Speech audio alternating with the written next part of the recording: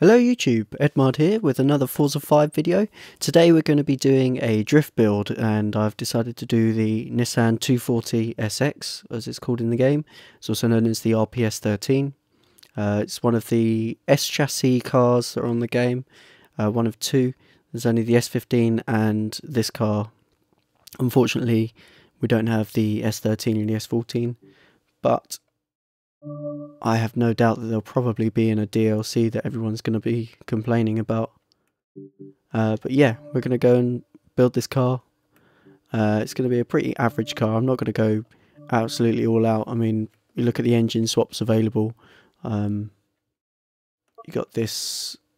What is this? I think that's an SR20. Pretty sure, which I probably will use. This one is the V8, that's an LS3 or something. There's a twin turbo, that might be a 2J or something, I don't know. And then there's a 4 rotor. But we're going to go with this engine because I don't really want a V8 in it. I've already got one with a V8 in it, so not that bothered. Well, we'll just leave the stock aspiration in there. We'll have a look at the bumpers and stuff. I don't think they've actually added anything. No. So we're just going to keep it stock for now. See what the wings are. Yeah, just keep the stock look for now. I think it's the best thing really for this car. I want it to look a bit more street than racy. Alright, so I'm going to max out the front tyres, get nice amount of front end grip. If I feel like it's a bit too twitchy, then I can tone that down. But for now, we'll just do that. See how we go. Wheels. This is difficult. Oh, I might go with the FKSEs. Fix. I don't know. FIKSE. These ones. I'm going to take the chrome off them because they don't look very good in chrome, but they're cool wheels. Let's go with 17s. I don't know, we haven't got any body kit, so I might just go with 16s. Doesn't particularly matter too much. You can account for the tyre profile size in the tuning, so... Alright, I'm going to stick a race clutch. Not very realistic, but it's cool, it's fine. Alright. Race transmission's not very realistic either. I'm just going to go with the flow, man. Not really that bothered into what I'm doing with this car.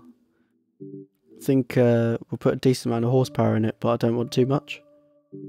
I want tunable brakes. Tunable suspension. I like the animation that it has now when it changes from high to low. I think it looks a lot better now. They sort of make it bounce a little bit. It looks really cool.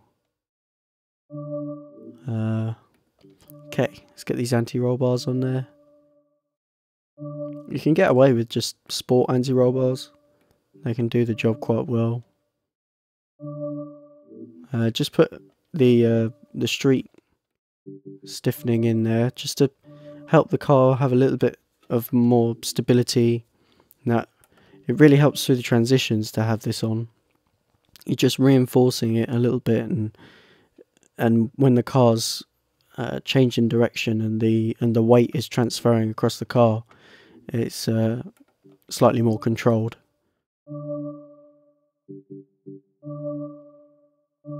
Alright, like I said, I'm not going to put too much horsepower in it, but I will go for upgrades that are going to make the car lighter. But yeah, not maxing it out. I found that like the same upgrades from Forza 4, which, well, they've been the same upgrades for years, but they've gradually done less and less and less. So like in this game, you can't get as much horsepower out of some engines, which is it's really annoying, really, because I don't know, maybe they need to add like an extreme to this so you can have a bit more variance. But I find that, you know, you look at real life you can get two JZs that are like 2,000 horsepower, like ridiculous engines, and you can't get anywhere near that on this game with the same engine. You know, it's like, it's not very realistic in that sense, but there's the other sense that what you have with this game is you can do some more realistic, just not as powerful engine builds. But it's cool. Never mind. Do you know what? This might be the RB. This engine. I don't know. I'm gonna make that 4.1 because I like the number. Let's go through like that. Okay, third gear. That looks about right. It's slightly short, just so that, because I know this car hasn't got tons of horsepower, so when we're going through the corners we don't want a really long third gear, because the lack of horsepower is not going to help with that.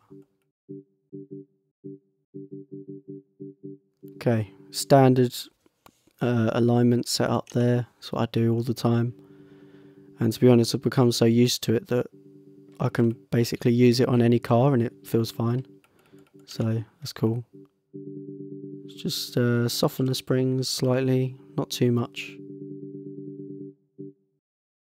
We'll just lower the rear end. I like it when the nose is slightly higher because it gives the front end a little bit more, I don't know how to put it. It's sort of a little bit more responsive. It likes to do what you want it to do. It listens to you more. Okay, let's lock out the diff. Just because that's easy. Easy. Alright. I think I'll test on top gear. Just for the lols. That one. Alright. So now we can see how this car drives. Let's get comfy in my seat. Apologies if you can hear it creaking. It's got something in it that seems to want to creak all the time. It might be a spring or something, I don't know. Alright, so here we are. It's the 240.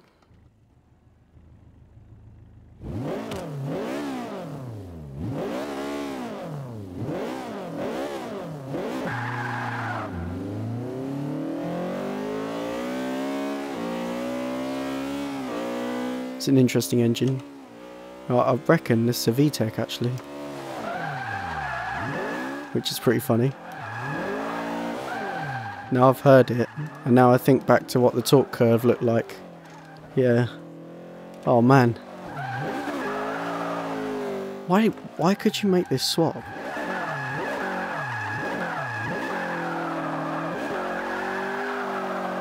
Oh yeah man, we haven't got enough power at all. That engine is shite. Alright, I'm going to put the twin turbo in it.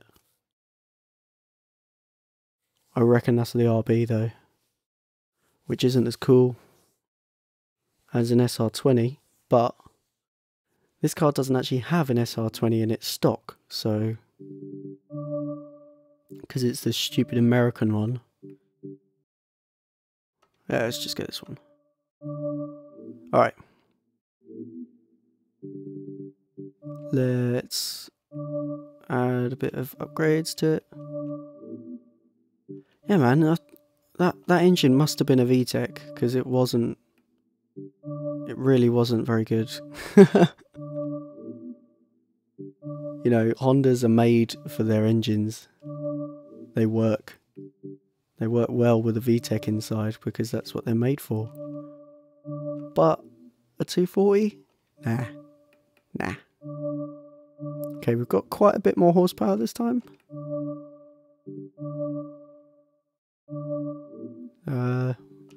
Never mind.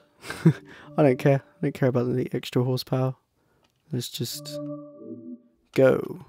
It's so much slower adding upgrades to your car.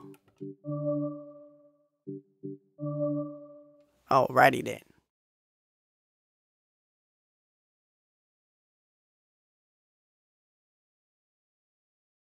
And the loading screens are pretty long as well. All this hoo-ha about how amazing this console is. It still takes this long to load a map. Yawn. Alright, there we go. Yeah, that's the RB.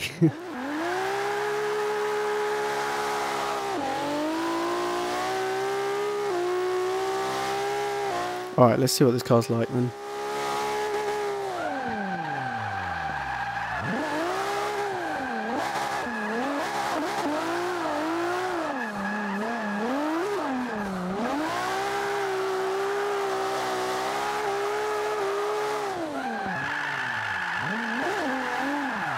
Oh, it's a little bit too hard on the clutch kick there.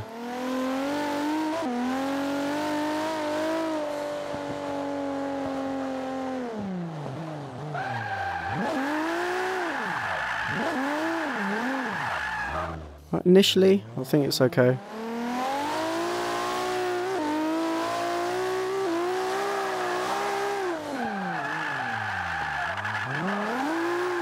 Oh. Yeah, we can get tons of angle.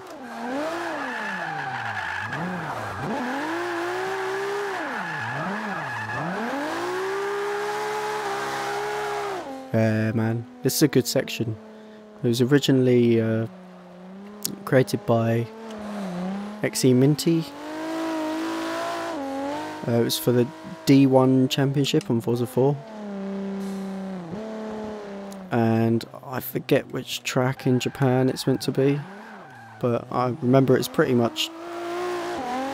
similar to what the other track is. Okay, outside clip, I'm cool with that.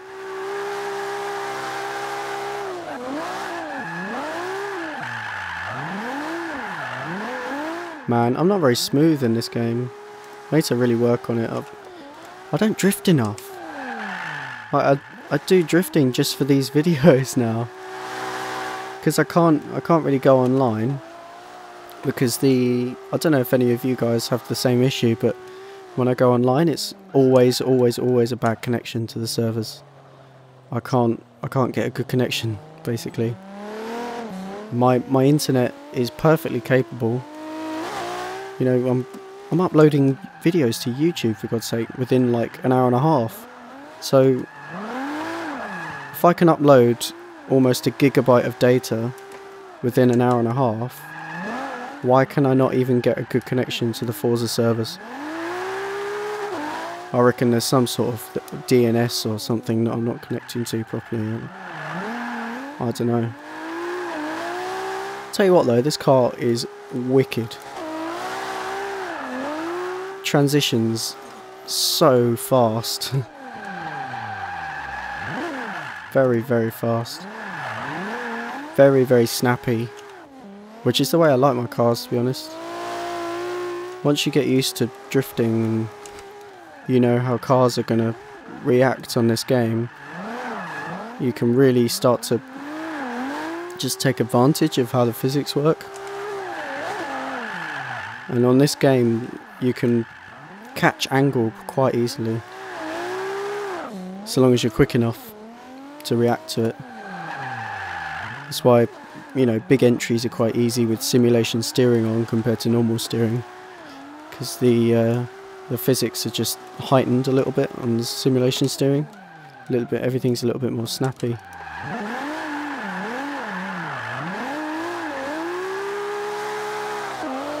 Yeah, man, I could drift this car all day. It is wicked. Oh, it's too fast. I've gone wide there like every time. I'm going too quickly.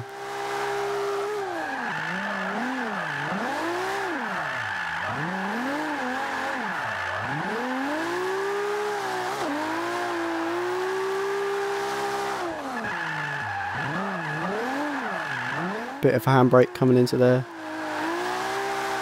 In case any of you are wondering, I am using clutch.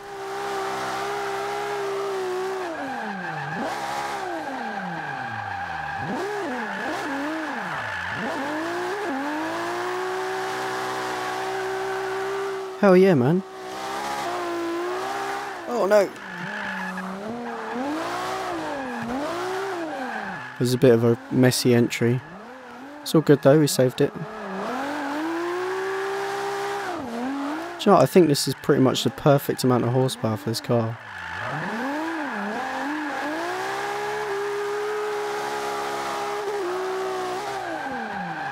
I wonder how noisy my wheels being in the microphone. Pretty mental.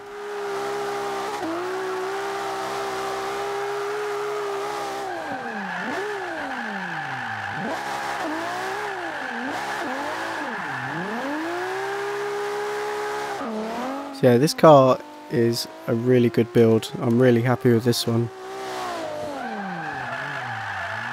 Feel free to let me know, guys, if you'd like me to build a specific car, then by all means I will. Just leave a comment, you know. Not that I actually get any comments. Might get one or two. You know, that's why I'm making these videos, so I can try and just get a bit more interest in Forza. I think there's a lot of people turning to PC gaming at the moment, which, you know, I think I would as well. But as far as PC gaming and drifting is concerned, it doesn't particularly beat Forza. There are things that are better than some aspects of Forza, but you know, it's like a game of chess or something. You know, there's 1,000 different ways to do the same thing. In the end, you want to win the game of chess, but there's so many different aspects to it. It makes it a hard decision between PC and console, because, you know, I've got a wheel that does both. The only thing that's holding me back from PC is the fact that I've got, you know, a nice Mac that can run R Factor, and I do run R Factor on it, but it's just not as good experience as this. So much more faff, you know, and to set a car up as well, it takes so much longer. You know, I'm on the track within 5 minutes with a brand new car on this game. Whereas on R Factor, you've got to download the car first. And once you got it downloaded, I suppose it takes not much time to get one set up, but once you have one set up, then that's it. You probably won't need to set up another one. Plus the selection of cars on R Factor isn't. Whilst there is probably a mod for every car you can probably think of, whether they're actually any good or not is another thing. Whereas, you know, on this game, I know what the quality is going to be like. It's going to be bloody good. All the cars in this game are modelled to pretty much perfection. And the physics is all... You know what to expect from the physics of the game. Whereas, you know, you go from one car to another on R Factor and you might have entirely different physics. Because you might have a different set of tyres on it. Or you might even... You might have different physics just from car to car. And there are different mod sets with different physics, and it just gets so ridiculous. But yeah. Anyway, I think should probably come to a close now. I mean, it's been nearly 10 minutes on the track. I've been enjoying myself a lot drifting this 240. I think it's a pretty good tune. I'll just scroll through it here for you guys so that you can use it yourself if you want to. So there's the tyres there. I like to have the fronts just a little bit under 30. I mean, 30 psi is usually about okay, but you just lower it down a bit, and then when you're getting that slip in the front tyres as you're drifting, then then it just helps it to get to a more prime temperature. And obviously you want to lower it on the rear so that you get, when your tyres heat up, then the pressure's a good temperature, a good pressure. There's the gears, pretty long, but they work quite well.